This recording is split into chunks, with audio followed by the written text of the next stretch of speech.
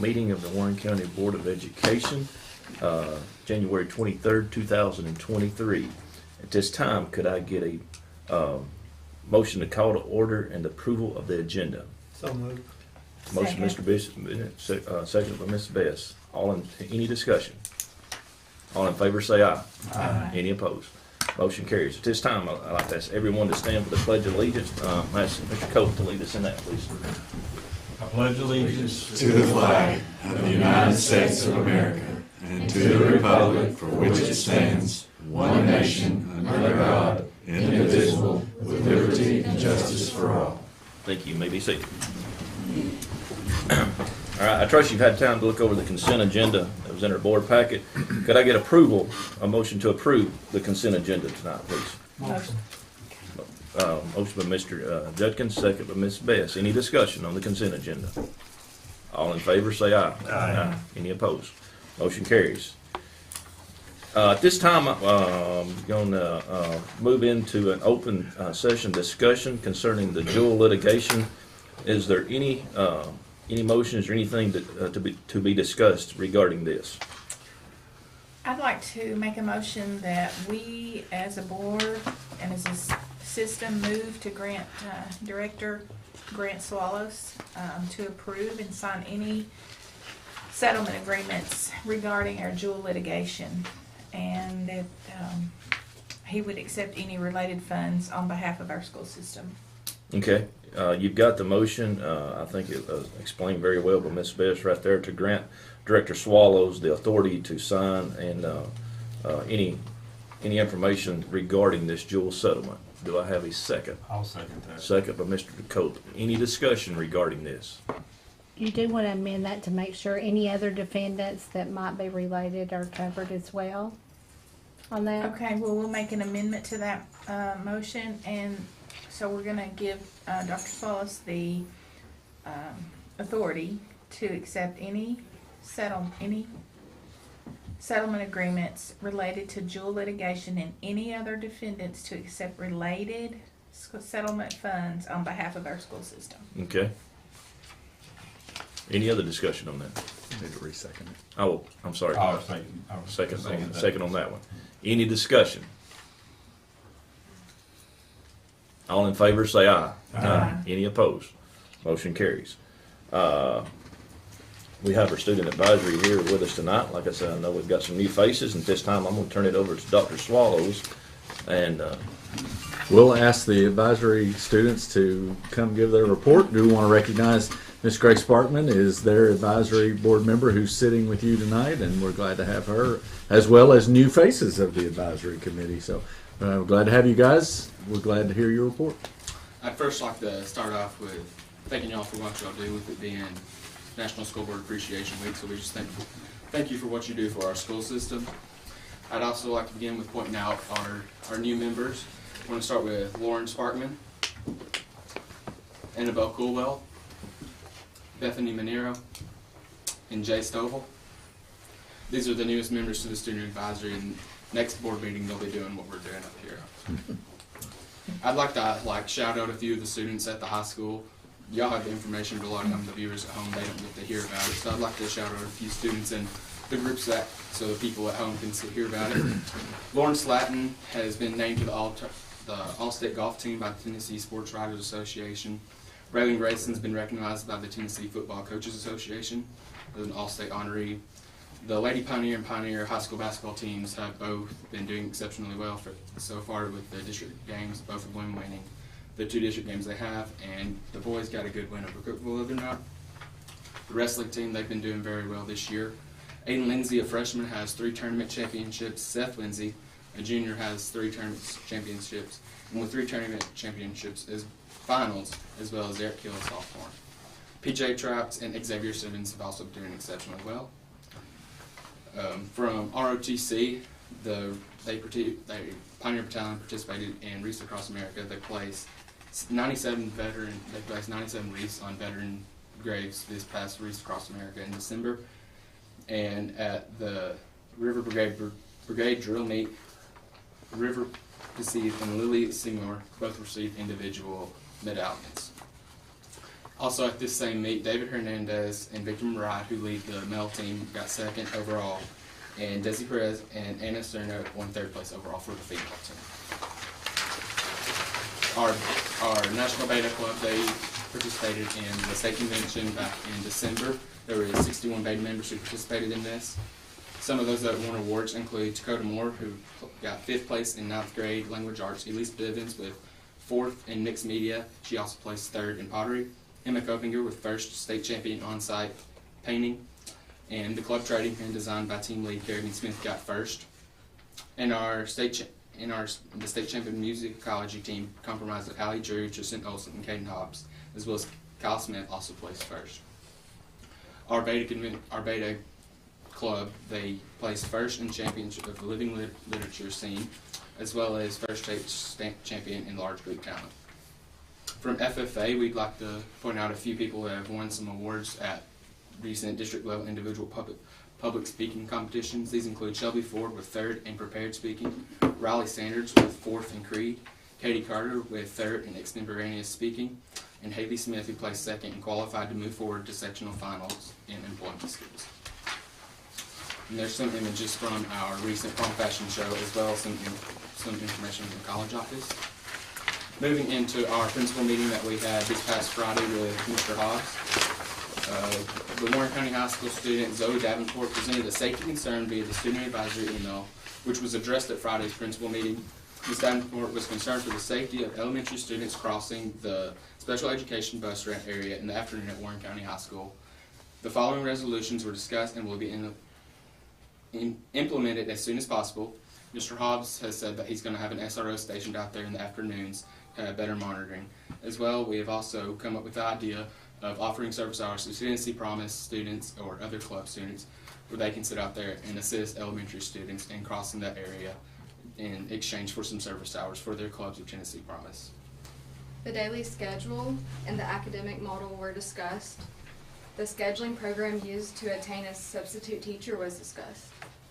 Continuing on with the principal meeting, new courses for the 2023-2024 school year were discussed, and there is a math class that's being involved into the schedule, and it's more of like a real world math that'll be really practical for the students that are going into like TCAT courses and stuff like that. And then the idea of making the 9th grade career explorations course a semester class and pairing it with computer applications or another appropriate course was discussed, as they don't feel like it should be a full 2-semester class. To carry on with the principal meeting that we had on Friday, during last month's meeting, concerns for more effective way to organize the breakfast carts in the morning because it was a mess.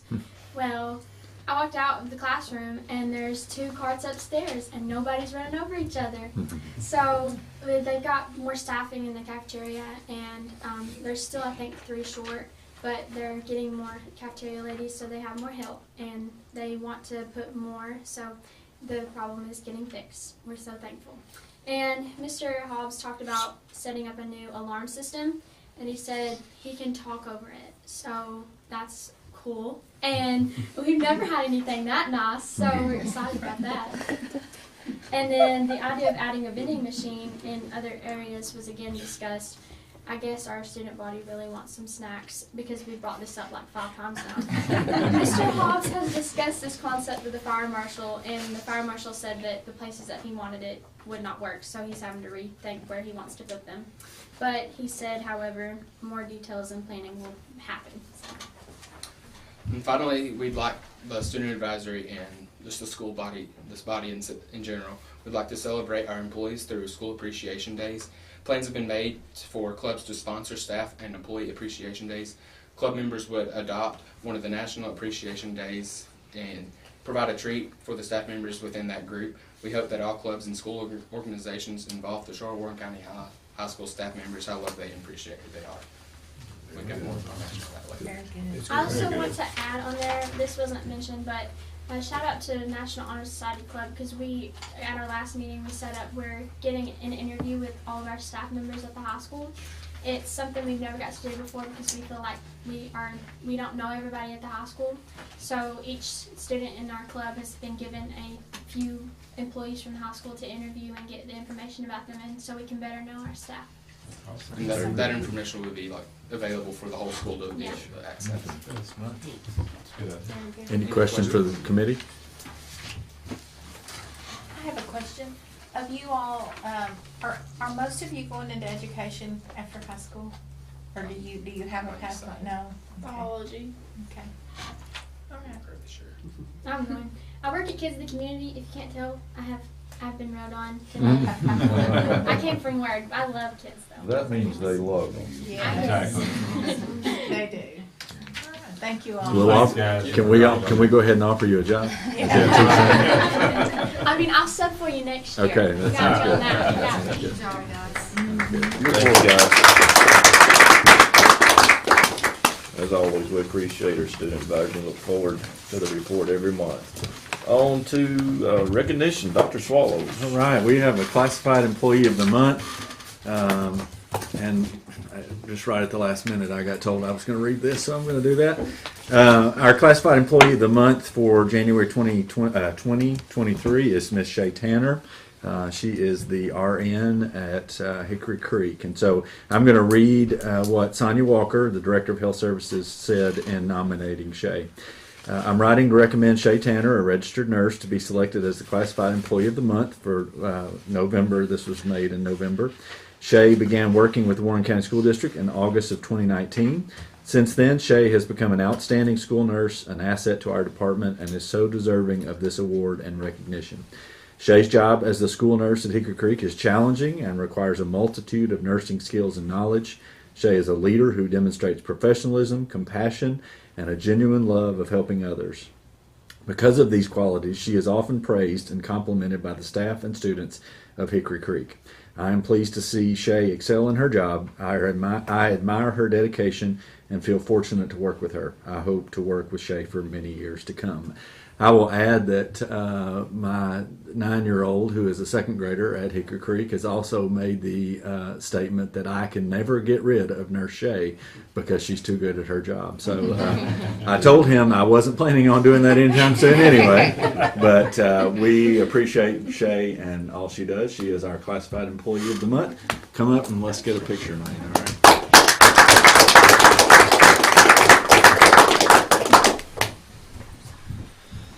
Congratulations. Thank you very much.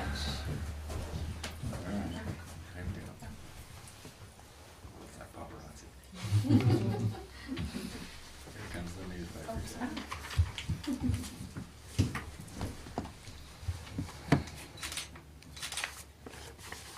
There we go. Thank you very much. I appreciate it. Yeah.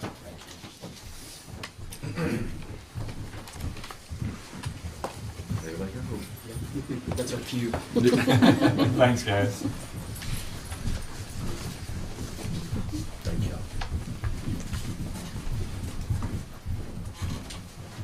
Facilities and resources. I'll turn it back over to Dr. Swallows. All right, David and I will tag team this, but I do want you to know that Alan Hill sent me an update about our facilities and our current building projects. Warren County Middle School windows and east side. He is reporting that it's near completion. We're working through some issues with the fire marshal. Those are in two areas. One at the middle school with the windows. We anticipate, unfortunately, probably some more expense because we're going to have some more operational windows, especially in some of our classrooms that have been divided. And so we have submitted that. Not we, but Alan has submitted that to the fire marshal to get some more information, and we'll have to determine where the exact areas we'll have to do. East side, there's one wall that's been, as we do in homes and schools and businesses, one wall has actually had some electrical added to it over the years, and it's not fire rated currently, so we're having to get some information back from the fire marshal to see whether we're going to have to put something over those in order to make that a fire rated wall. So in the administrative complex at Eastside, they have actually moved into that And we are anticipating furniture delivery within the next few days for that. So they were using their old furniture, but we actually ordered new furniture to fit that space a whole lot better than what it is right now. We're anticipating classroom furniture being delivered hopefully in the next few days as well, and get those folks moved in there maybe by spring break. I anticipate trying to have some sort of open house hopefully at the beginning of April at Eastside. The middle school edition, we are to the punch list. David, any idea what those? There are just several items that they're. Well, again, there's some of the punch list was some fire marshal issues with some sealing and this and that and the other, and they are actually working on that. The contractors have been on site for the last week or so working on that, and just a lot of small stuff. Yeah. But that fire marshal, and what it is where they put a wall in that hallway. I don't know if y'all been in it, but in that hallway where the principal's office is, there's a wall that goes all the way to the deck of the building, and they're trying to get that sealed to the deck to keep any kind of smoke or fire from going spreading through that. One thing that we've been asked about is the plans for addition at Centertown. Those are finalized at this point. We are hoping to get those out to bid and to fire marshal for their review in early to mid-February. So we hope that project is moving forward very quickly. Again, I've talked to you about that. It's a 6 classroom addition just right off the front of that building. Hope that it will move fairly quickly. Obviously, we had some issues over the break, even in this building with flooding. David, you may want to talk about that. We're waiting on the insurance.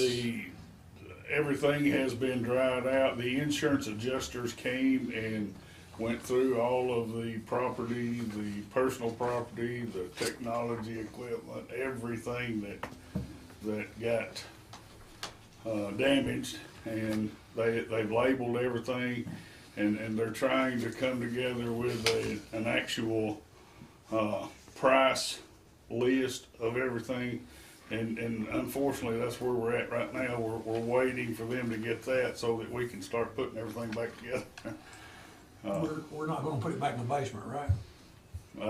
Josh says he's putting it upstairs. Well, that's my hope. Yeah. I think there's a few Yeah. things that hinge that, but we've got a plan in place of something that we would like to do with the technology portion of that. Is there a full estimate on the damages yet? No, that's what we're waiting on. Okay. That's what we're waiting on. With the number of technology pieces in the basement, it's going to really It's be gonna be a higher high. number than we'd like for it to be. Yeah. All right. One other thing that I have, and then David, if there's anything that you want to add. Roofing. We are using some of our ESSER funds to complete roofing projects. Urban College, I believe those materials are Part of Urban College and part of Bobby Ray are on that, and those are actually one project tied together. And I talked to the contractor last week, and they've got the material ordered, and they said hopefully early March start date for that. Anything else you want to add? I did talk to a guy from Rogers Group today on the paving project at Eastside. They ran into another hurdle. There's some loose ground that they're going to have to dig out, undercut. Of course, we suspected that anyway. And, you know, I told him on the phone today, I said, well, we want it done right. We don't want to, you know, have no soft ground for sinking and this and that. So they're going to proceed with undercutting that. So there'll be probably some expense for that too. Okay. And you got some lighting issue. I mean, you are still working on that. Well, we've got Eastside lit. Okay. I've not been out. Good Actually, I came through there Saturday night, and it's very well nice. lit. Good. Glad to hear that. And Thank there's you. another. Oh, these many years. There's another couple of places that Ray and I have talked about that we've got that's all lit. There's still some, but we're working on it. Okay, good. Mr. Was that lights mounted on the building itself? Is that what? No, actually, I talked Kenny Fork into setting another pole on the other side of the parking lot to shine across it. It lights it real well. Well, speaking of lighting, Mr. and Miss Miller brought it to Larry and I's attention over at the high school. I noticed it's been fixed. As it will. Thank you, David. Yes, sir. No, Actually, I went by check this that one off. evening to make sure that it was still working. We'll check that one off then. Thank you. Yeah. Just for my curiosity, is there ever a year when we're not doing roofing? Unfortunately not. We have so many roofs and so many square footage of roofs that, it's always one somewhere. I will tell you, we thankfully, and David and I have talked about this a number of times, he does a 5-year strategic plan on that and spreads it out. But again, with how fortunate we've been with these federal dollars, we've almost wiped those We've out for a covered, 5-year yeah, we've plan. covered a lot. Yes, yes. But that doesn't mean the 5-year plan that was 10 years around doesn't get moved up. So I Exactly. mean, Well, I was there's just always thinking- something to do. I was just thinking if there would be 1 year out of 10 that we were not committed to re-roof, we could use that money for something else. But there are no years out, 0 years out of 10. Right. Okay. That's what I suspected. But thank you. Other questions for David or myself on construction or facilities? What about the plans on that Centertown cafeteria? Yeah, we'll talk about that in operations. Okay. You need to approve that tonight, Okay. so I'll bring All right. that up in operations. That's okay. Speaking of operations, there's nothing else on construction or facilities and resources. We'll move on to operations with Dr. Swallow. All right, sounds good. Thank you, David. Yes, sir. Thank you, David. First off, we've tried to share the wealth here with folks and ask them to come give you an update about what they do. And Josh Thaxton drew that straw this time. And so I'm going to ask him to come up and give you an update about what he does. Josh wears many hats. He does technology, but he also takes care of our student management system and lots of different things. So I'll let him give you an update, and y'all can pepper him with questions. Absolutely, absolutely. Well, first of all, thanks for inviting me to come and speak. And yes, this was a good time, I guess, to come, especially after some of the events that take place during our Christmas break with the flooding and stuff. But some of the things that we've been doing this year, as Dr. Wallace said, I kind of have a couple of roles. I kind of put my job or what I do in probably 3 different sections. One being the data through Skyward and all that. That's obviously very important for our funding with the new TESA model. We've really been trying to work a lot on getting spreadsheets, getting the information to the right people so that everybody's on the same page, so that next year when that goes into effect, we should be pretty smooth in our transition there. So we've been doing a lot of that. Obviously, we just ended the second quarter, first semester, so we've just got report cards out. So that's one of the avenues. The other 2 avenues is more of the technology. One of those being our software and hardware. So all the Chromebooks that we have in our system, which is a lot, we manage those. The box lights, the technology you see here behind us, the high school has been fortunate enough to get one of those in every one of the classrooms that they have at the high school. Right. A lot of the elementary schools do have them. We did use a little bit of extra money since it's not a Title I school to supply that to the high school. It's not Title I funded. They do have Title I, but not Title I funded. So that's kind of the second avenue. And then the third avenue is the network, and that's the side that I didn't really know a whole lot about. And I've joked and said that my first year in this job, I was really going to focus in on the data portion because that's so important because of funding.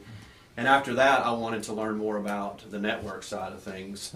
So I got a great Christmas gift this year, and I've learned a lot about the network, a lot of things. Just to kind of expand upon what David had said and what was the question was asked, are we going to go back in the basement? One of the things I would like to do is I would like to move our servers upstairs, and I'd like to spread it out just a little bit more because right now everything is in one location, and if a fire or flood happens in that one location, we lose everything. If we spread it out in a couple of different locations in this building, then it would be a lot more durable, a lot more redundancy there. So if we lose one piece, then we're looking at replacing that one piece instead of losing the entire network, which is what happened during Christmas. we got in, got to work, got everything back up and going. We had a few little minor hiccups here in this office on the day that we come back, but that's a great commend to the staff that we have and the work that they done. So a lot of stuff that we got going on here. Of course, the Chromebooks. I know that's that's something else that we manage. We've got a lease that we've kind of been under with Chromebooks, desktops, and laptops. I've been working to try to get out from that lease just simply because it's quite a large payment that we pay yearly, and at the end of that 4 years we have nothing. And so my thought was, if we can get more than 4 years out of a desktop or a laptop, let's try to get out of that lease, get more longevity out of some of those devices. So I think we're in pretty good shape on that as far as Chromebooks go. We're going to struggle a little bit the next year, or really into desktops more or less than laptops. The laptops, of course, the teachers really like the MacBooks, and we've done a good job of getting those in all the hands of teachers. So I guess I'll stop here, and I'll ask if there's any questions that you guys have as far as the data side of it, the new funding model, anything that you want to know on that side. Network, Chromebooks, shoot it at me. What are we getting out of those Chromebooks? What is how many years are they? They're on 5 years. They were 5 years, 5-year rotation. So one thing to know about the Chromebooks is a lot of those Chromebooks are funded through the school. So we don't budget a whole lot of money in there for those here at the district level. We do buy 500 for the freshman year going into the high school, because that will finish out that high school career. And one of the things that I'm mindful of and becoming more mindful of with those Chromebooks is where we have that break. And the reason is because of state testing, it's going to be online. So that's going to be I'm a little nervous about that challenge. I'm up for it, I'm ready for it, but I'm just a little bit nervous just because that's a lot. We've tried it before and it didn't go well several years ago. That wasn't from our network side, but trying to keep those up to date is a pretty big job. Are we good at getting 5 years out of them? Or, We're doing pretty good with getting that time out of them. We actually have a white glove policy with Fair, our partner. So if it breaks, we send it back in. They send us a new device that works. So that helps us from a management standpoint, because I had 6 staff members and we're actually down to 4 full-time staff members. So I'm a little short-handed too. So it makes it tough when we're trying to cycle things out. Any other questions on Chromebooks? Fortunate enough to have this COVID center addition. Would that help you as far as your equipment? Could we maybe use? Yeah. I'll just be completely honest. It would. Obviously, there's going to be some challenges. Obviously, growing the network to it, which my plan was, I'll just be honest and tell you, the plan is I would like to keep their network switches downstairs, because that's where all the wiring runs, and we can't afford to rewire the whole building. Run fiber cable upstairs to kind of where the health services area is kind of right now. Put all the servers up there, and then we have an IDF right down here on the main level. So it would actually we'd have it spread out on 3 different levels, and if something happened, we could move stuff out, move it to a different location, fire it back up and roll. I just think that would be a better plan than having everything. It's kind of like right now we've got everything kind of in one basket. So that's kind of what we're looking at. That's what I would like to do. What about your backup? Backup? Well, right now we do run backups. We run them every day, pretty much, and that's the reason that we could get everything back up and go as fast as what it was. We took everything that was off the servers here, and we spread them out throughout the school district on the servers at the schools. We had to reroute our internet connectivity over to Hickory Creek. We're still running that way right now. It's not ideal, but we've got our servers back in. Now I'm just waiting for the okay to know where we're going to put the servers, and we're ready to rebuild. We're getting closer to be ready to rebuild. But yeah, that's something that we do every day, and it paid very big dividend, because if not, we would have been down for a really long time. Caused us a lot of heartache and trouble. Well, I certainly, and I can't speak for everybody else, but for myself, yes, getting that equipment out of possible danger. You may remember the Fukushima nuclear plant disaster, 5 or 6 years ago, the tsunami.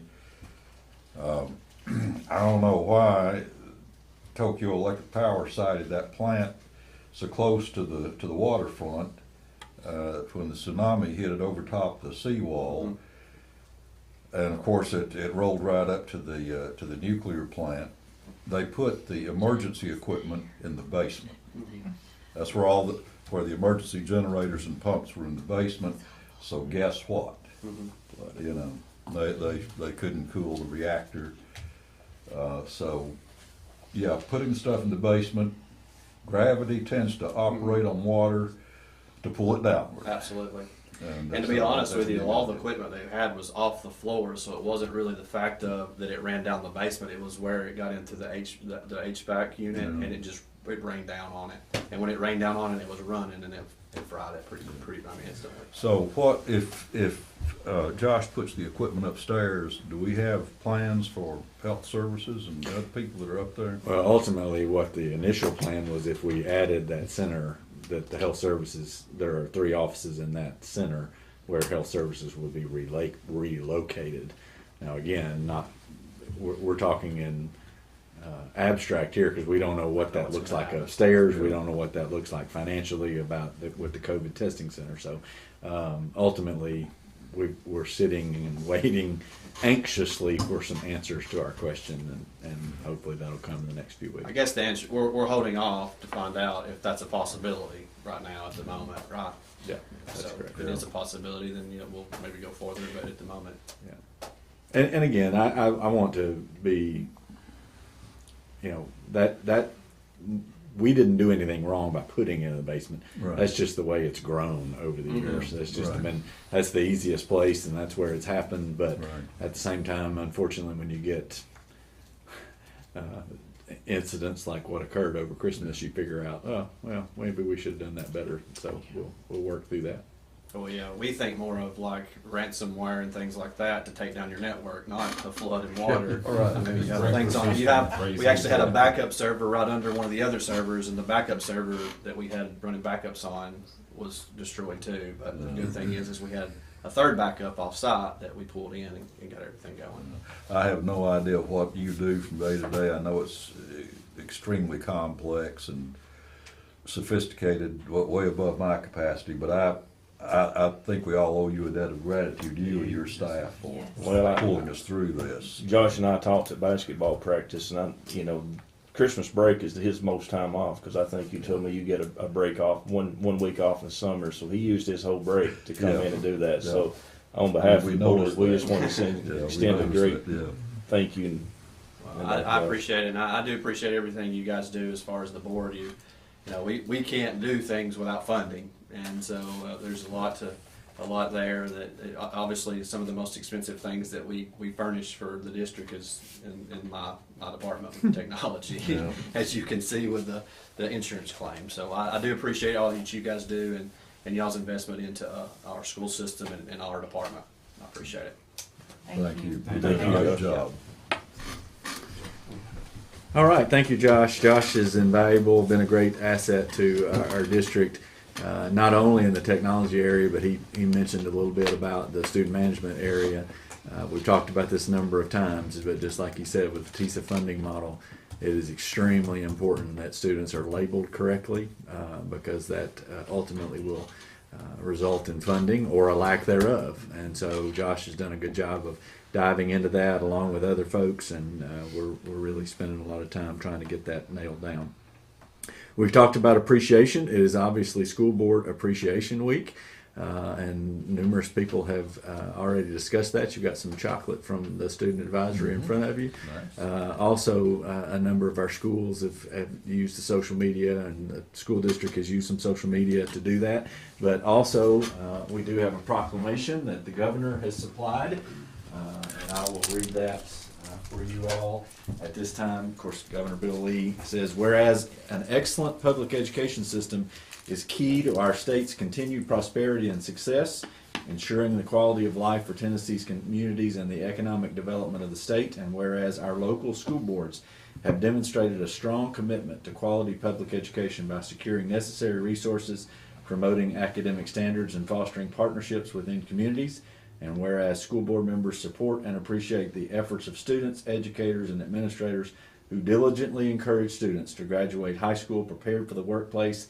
And whereas the men and women of our local school boards are elected by the people to make decisions most appropriate for their communities and deserve recognition and thanks for their countless hours of service to public education in Tennessee.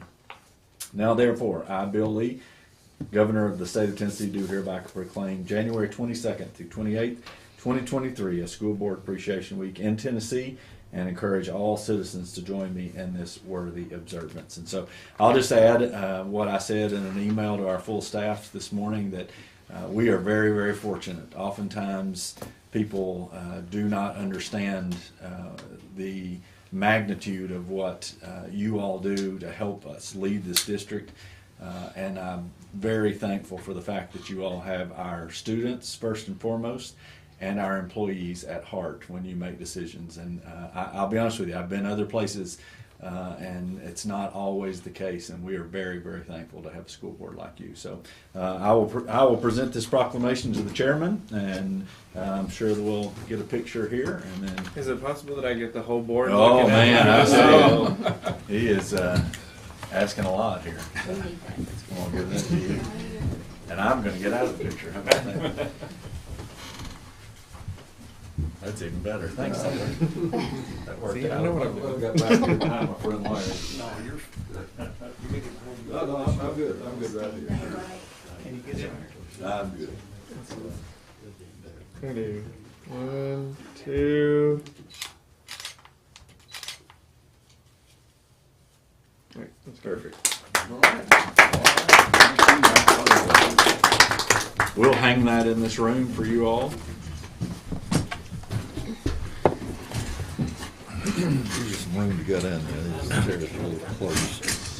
Thank you, Dr. Swallows. I know you mentioned the emails. For the ones who have sent us emails and reached out and posted on social media, I want to say thank you. And like I say, I did try to return some myself, and I just simply, in return, I just wanted to thank them. I mean, our job is easy. What they do, they're the ones, our staff, educating our students, they're the ones who has the job. So like I say, to be able to be an advocate for them is an honor and a privilege.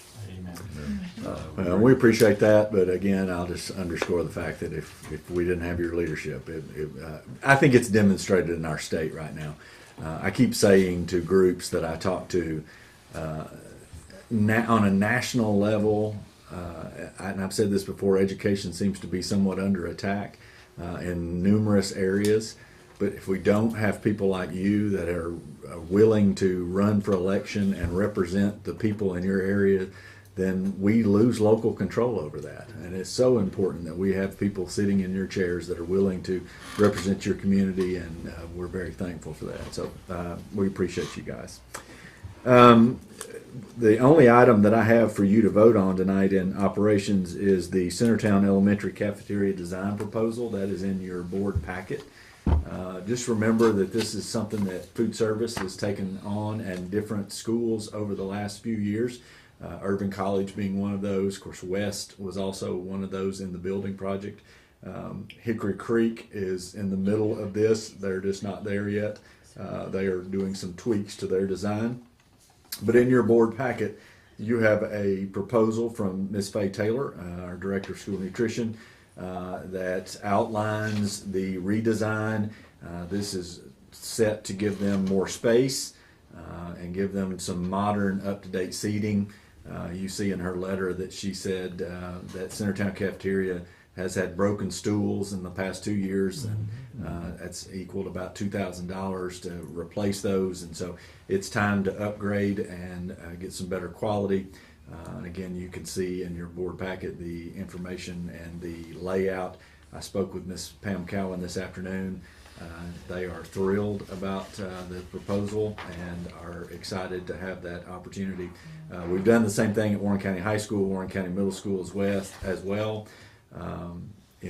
The high school, it's well done, but we need more space. And so ultimately, this is a Palmer Hamilton design. They are the same company that has done these other projects. They are also a part of the Sourcewell contract with the state and with us. So Sourcewell actually allows us to not have to go out to bid for this project because they are an approved vendor and on that list. And so we are bringing it to you tonight. The amount of this project, I believe, is $72,000. I don't want to give more money than I need to. Let me get to that. Sorry, it's a fairly lengthy proposal. $72,026. It will replace all the seating with booth seating and add some graphics to the cafeteria. And so ultimately we're bringing that to you tonight for approval and any questions that you might have. I've got a question about the terms and conditions. David, have you read these terms and conditions?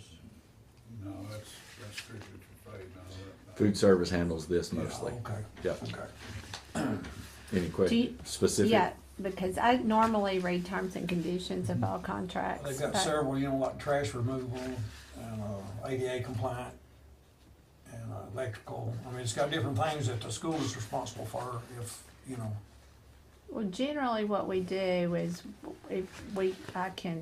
once we decide that we want to do it, then we can look at the terms, and I usually look at those before we go forward. Not necessarily in food services, but I can certainly do that. Make sure that we're not getting If in a it's situation we don't need to be in. If it's the same as it was at other places, they have an installation crew, but we have to come in and make sure that it's ready for their installation. ADA, minimum of 5%, but not less than one table should be placed, and they take care of all that. They do this on a daily basis. So I think they're just getting it in writing to make sure that, we are responsible for cleaning walls and all the hooks, because I'm guessing they've done this many times, and they come into places that have had lots of work done over the course of the last. I'm just want to make sure we're covered. Yeah. Mr. Judkins, I saw that language too. I kind of think Robin may correct me, that's sort of boilerplate language that they put in all of these proposals, but I see here on page 1 that they do have one of these table combinations that is wheelchair accessible, one of them, but of course we're going to have to make sure that whatever we do is fully ADA compliant. I think what they're doing, Palmer Hamilton is putting that onus back on the school system to make sure it's ADA compliant, so they're not having to certify it. That's the way that struck me. So, but just to move the conversation along, Mr. Chairman, I want to move for approval of the proposal. I will have a question though when we go to. I'll second that. Okay, we've got a motion, got a second. We'll open it up to discussion now. Okay, my question is, and I know this may seem a little trivial, but I think we're all concerned about the aesthetics.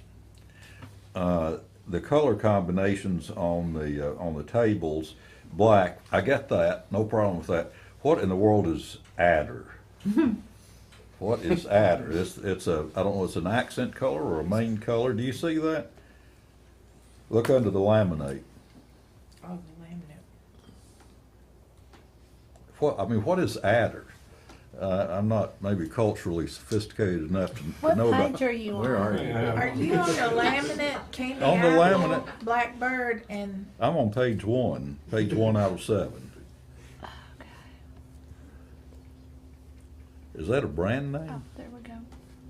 is it ABORITE? Is that? ADDER. Oh, I don't know whether that may be a Still awesome. I don't. Yeah, Russian what formula. page? But maybe I'm the only one who got this copy.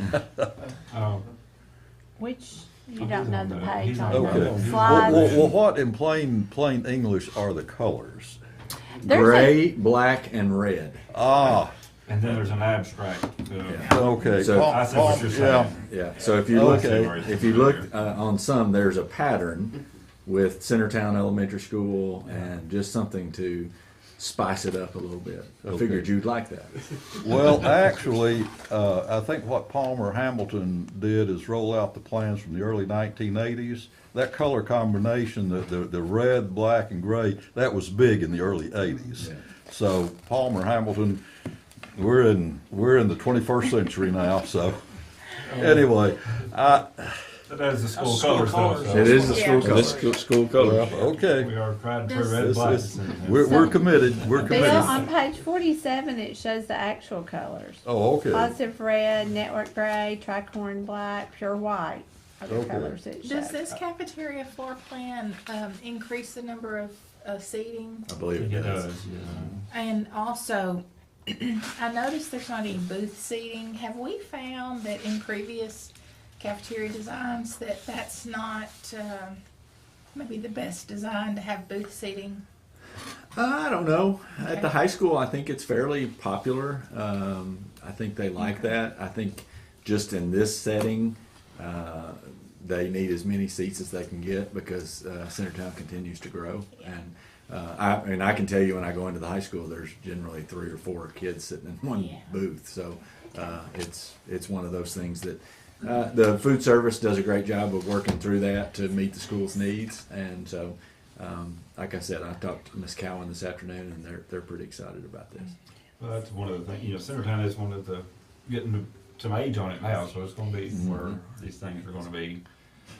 I noticed the gyms, bleachers are starting to having some busted holes and this and that, and They are, this yeah. cafeteria's been like this for a couple of years, where a lot of seats are not been able to be used, so this is, 16 years now in this school, so it's not a new school by no means anymore. Well, I think, of course, that the outer wall, it looks to me like it was designed to be expanded outward if we had to, so if the time comes, what is our enrollment at Centertown now? I know- We're right at 520. Okay.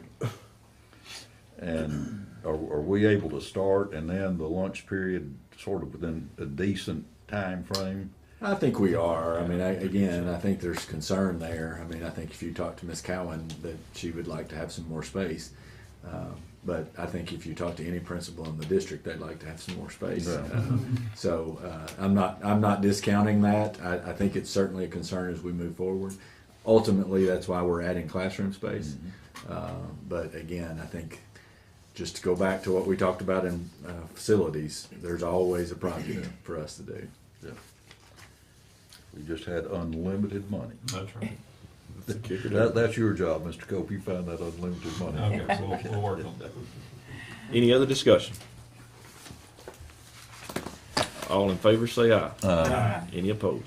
Motion carries. All right, thank you. The next 3 items are just informational items that I'll give to you quickly. I did want to let the board know, we've been doing pre-K and kindergarten registration for a number of years. We've done it different ways, but 2 years ago, we were fortunate to, last year was our first year in there, to go to the Milner Recreation Center for that. And we had done that a number of years ago, took some time away and used the high school. We've used Bobby Ray, but it really is a lot of traffic during those days. And so ultimately, we talked to the folks at Justin Scott at Milner Recreation Center, and they were very helpful for us to be able to come back there and have that event. We will have that again this year, Thursday, March the 30th, and Friday, March 31st. And this is for all upcoming kindergarten students and upcoming pre-K students. And so that information will be going out in letter format to our community. But we are actually taking down a day. We usually do 3 days. But because we have such great space at the Recreation Center, we're going to use the bottom for kindergarten and the top for pre-K registration. So actually gives us more space, and we won't have to spend as much time. That's also beneficial because we're taking teachers and employees out of school buildings, and so only having 2 days I think is very important. We are requesting that those folks bring the following things: birth certificate, proof of address in the form of a utility bill, immunization record, physical exam record as well. One thing that we've also been fortunate to add over the course of the last couple of years, the city of McMinnville has helped us with our zoning issues. And so if you look on the screen in the front, if you go to our website and go down to I Want To and click on Find My Zone School, you can see it there. It's going to take you to this map. And if you'll click on that map, it's going to take you to this website. And this website is all of Warren County. You can see, just because we just talked about that. Look at that red. I like that color code. That Centertown is out there. And so these, you can put in your address up here in the right corner. And since I zoomed out so much, we lost the colors. But if you type in your address, it will take you to your zone school. So that's helpful for those folks that are coming to that. We appreciate Lyndon Bassell at the City of McMinnville. He did a tremendous amount of work on this. And so it really helps us serve our community a little bit better and hopefully streamlines that process with pre-K and kindergarten registration. So we want the public to know that that's when that's going to happen. Again, that's March 30 and March 31 at the Milner Recreation Center. If nobody knows where that is, this is the old Civic Center. So it's actually called the Milner Recreation Center now. So any questions about that? I just, again, wanted you all to have that information and I want our public to know that as well. Very good. All right, seeing none, we'll move on to talk about the Literacy Success Act. I don't want to beat a dead horse here. That's the Literacy Success Act. Some people like to call it the third grade retention law. We've talked about that a number of times with this body. I don't have really any updates about that. I do know that I looked through the proposed legislation from the 2023 General Assembly on Friday, and I saw no less than 4 bills that address this one act, and they are all over the board. We have no really direction about that. So we as a school district have to prepare for what that looks like. And so one of the things that I've outlined to you is that we felt like it was important that we go to schools and meet with parents. And so we've set those up at all of our schools that have third grade. And those will be taking place starting Monday, January the 30th. We're actually going to meet with 2 schools a night. We'll start at Morrison Elementary at 5 p.m. We'll go to Hickory Creek at 6:30 p.m. The next night we'll go to Centertown at 5, West at 6:30. The following week on Monday, February 6th, we'll be at Dibrow at 5 and Bobby Ray at 6:30. And then we'll round that out with Thursday, February the 9th, 5 o'clock at Eastside, 6:30 at Urban College. We also know that Warren Connect students, we have some third graders there. We're asking them just to attend one of those sessions at their closest school that they can be in.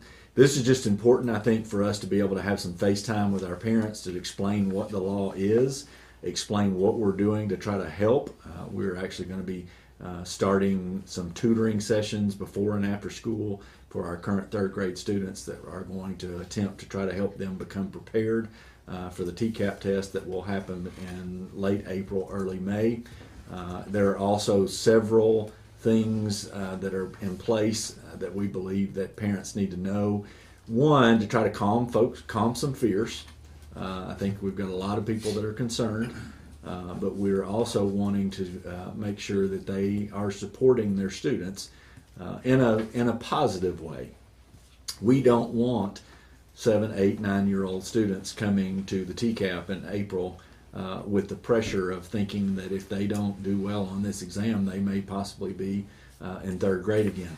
That is a possibility, but there are several things that are being hopefully put in place to where we can give them the opportunity to be successful. 1, on the exam.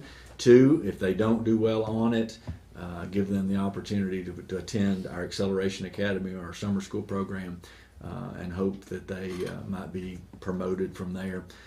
Lots of different things that are floating out there, but again, for your sake, I wanted you to know and also invite you, if you are willing, to come to some of those parent meetings. Some of our staff here at the central office will be leading that, but we'd love to have you involved. But again, for the sake of those watching and the sake of those publicly, we want to get that information out. Schools will be advertising those as quickly as possible. So any questions or concerns related to that? Will you get us an email or just quickly on those dates? Yes. You should have it already. Oh, It was in the board packet on Friday. Was it? Oh, But I will make that's sure okay. I'll follow go that back up. and look. Yeah. Well, I want to commend you, Dr. Swallows, and your team for taking the initiative to get out there and do these public exchanges so parents can know what to expect and have an opportunity to ask questions. And taking the show on the road, so to speak, and going to the schools is exactly the right thing to do. And I hope parents will avail themselves of this opportunity. This is not mandated. Correct. It's an not optional mandated. meeting. That's correct. We're not required to do it, but I just appreciate Dr. Swallows taking this initiative and saying, this is, even though it's not mandated, it's what we should be doing to serve our school community. Well, we want them to have as much information as they can, and we want them to know that we're doing all we can to help in school, but we need their help as well. And, Right. one of the important things that, the law says that if a student doesn't take the exam, then they will be retained. And so it's important that in April and May that we're getting people to school and taking the exam and making sure that we're doing the best we can on it. So again, I hope there's going to be some leniency given, but I can't guarantee that. There's a couple of bills in the works about giving some leniency to school boards, right? So I mean, That's correct. Yeah. maybe if we could get more information on those, We maybe need push to that out. support As, I mean, I've sent letters out to Paul Sherrill and Dennis Mullen himself about, hoping to get behind that. Has there been anything in the session so far that's making any headway in it, do you think? Just not necessarily yet. I mean, I think they're still getting themselves organized. I do see that the Senate Education Committee Senate Education Committee is meeting this week, but there's nothing on that agenda as of yet. But I say TSBA will send out some. they will. TOS is very involved. Of course, TSBA has the Legal and Legislative Conference in February. TOS will do that same thing in March. And so advocating on behalf of our students. But again, it's just such a wide range. You've got some folks that are advocating for complete repeal. You've got some folks that are saying we just need some more flexibility. You've got some folks that are saying give the local education association more control. And then you've got some folks that are saying leave it alone. We like it where it is. So knowing where that's going to end is we really don't know that. So just again, the intent of me bringing this up tonight is just we want our community to know that we are doing what we can to try to support our kids, and we want to support our families in that as well. See, another problem too is that with that testing is if you have children that's sick and can't make it, you're going to fail them because they're under sick at home or hospital or whatever. That's just too much. Yeah, they talk about a catastrophic event, and they've added that to the language of if someone has a catastrophic event during testing, then they will make sure that they take that into account. Now, there is no definition of a catastrophic event, so I'm not exactly sure what that means, but I think that's one of the things that we would say is that there's just a lot of unanswered questions out there. Well, to echo what Mr. Zekman said, if nothing else, these meetings should be a reminder to us as parents the importance of making sure your child is reading, making sure your child is, doing the best that they possibly can, and simply being involved. Like I say, it shouldn't be on the burden of the teacher solely at that age, to make sure your child is where they need to be. We have that responsibility as parents as well. Yeah, exactly. Other questions, thoughts there? Again, we're anxious to see how the turnout's going to be there.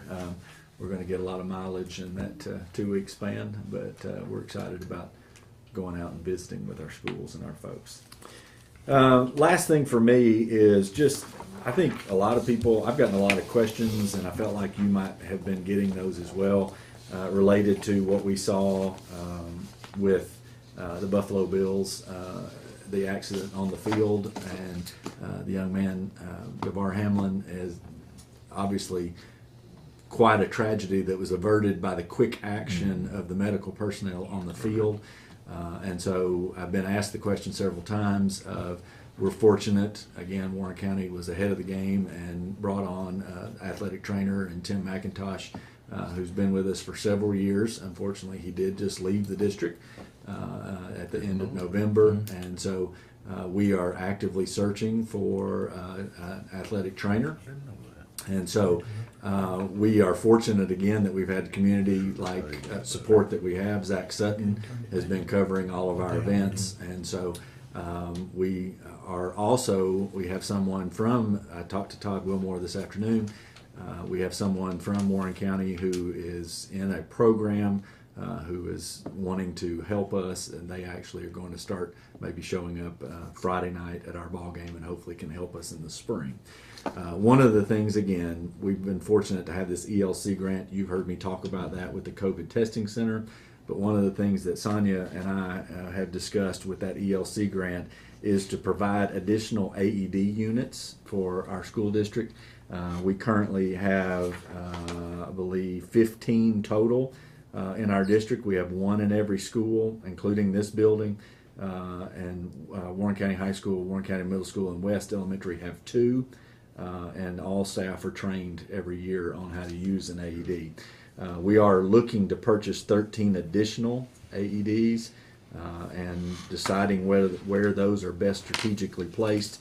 But one of the things that I want to bring up at this point is the fact that we have sporting events that the AED may be placed in the building and they would have to go back into the building, and those are precious seconds that we can't afford at this point. So we're looking to be able to put some in the baseball field house, in the locker rooms, but more importantly, we're also trying to put some in the hands of coaches, and so that they can check those out and take those to the events that need to be right there in a dugout or on a field or wherever it is. Again, they are trained to do that. We are all trained to do that, and just again, it's invaluable to have that resource. I hate that we haven't done it before now, but I think it was just like we said, it's a wake-up call for a lot of people. And so we are going to use those federal funds to increase our footprint with those AEDs. Obviously, our coaches are trained with CPR. Our safety teams are trained with CPR. Our nurses are always there. And so, again, just wanted to update you with that. Again, also to try to say publicly that we are aware of those situations. We are trying to make sure that we are ready. And again, very fortunate that we have some public funding or federal funding available to make these purchases. So any questions on those? How much was that grant that you got? So it was right around $2 million. $2 million. Yeah. So that was we're very fortunate to have gotten that a year ago, because it's been able to help us. We purchased COVID tests when that was fairly high, and interestingly enough, we've seen some uptick in those over the course of the last week, but certainly not where we were. But we are thrilled to be able to use that grant to purchase these as well. You mentioned the DeMar Hamlin case. There was a spokesperson for his family who made the comment that there is a silver lining in this. There's a blessing that it would serve as a wake-up call to people all over the country, and hopefully to institutions like the Warren County School District. We need to pay attention to this and be prepared for it. Sure. Well, what a tragedy it could have been, and just amazing to watch how they responded. And again, speaking with Todd Wilmore this afternoon, talking about how we get better. We have drills that we would run with our sports teams and coaches, and all the things that need to take place, just because we hope we never get in that setting. Sure. But we also don't want to be standing there looking at each other if something like that occurs, saying, what do we do now? Yeah, we need to know, or we don't need to say, okay, go get the trainer or go get the nurse. We need to be in action immediately. And so by putting these AEDs in the hands of our employees, we hope that that will make us more prepared. Very good. Very good. Mr. Chairman, that's all I have for the operations report. Is any other business need to be brought? Do you have any update on the budget from Nashville? Not yet. Great question there. We have projections that were provided to us a year ago, so that's not real good. We have been told there was actually a meeting that was scheduled with our folks to talk about the different categories, the unique learning needs. and they actually canceled those and pushed back until when, do you know? So it tells me that we're not necessarily even there yet on the state level. So we are looking for projections in February. I will tell you that I talked to the Budget and Finance Committee with the county. We are supposed to have our budget to them by March the 31st. I'm not sure that's going to happen this year, simply because we don't know what the projections are going to look like. So once we know more, you all need to be actively involved in that process, because again, we've talked about several things that we want to do with that extra funding, and so once we know that, we'll probably have to have some time together in a workshop session to where we can. My next question, yeah, when you did that, will you have another workshop to go over the things we discussed before? I believe that would be appropriate. Absolutely. Anything else? Well, Ms. Grace, on behalf of the board, we want to thank you for being here with us tonight. Hope we didn't bore you too much, and like I say, we appreciate you. And as been mentioned throughout the day and throughout the night, I just want to thank you, fellow board members, for the opportunity to serve with y'all and for the work that y'all do. And it's an honor, like I say, to have a seat at this table to work with y'all. I appreciate that. Anything else? Could I get a motion to adjourn? Motion. Second. Any discussion? All in favor, say aye. Aye. You're adjourned. All right. Very Thank y'all good. very much. You did it. Hour and 8 minutes. You did great. You did great, Yeah, Mr. not bad. Chairman. I think so. And it was boring.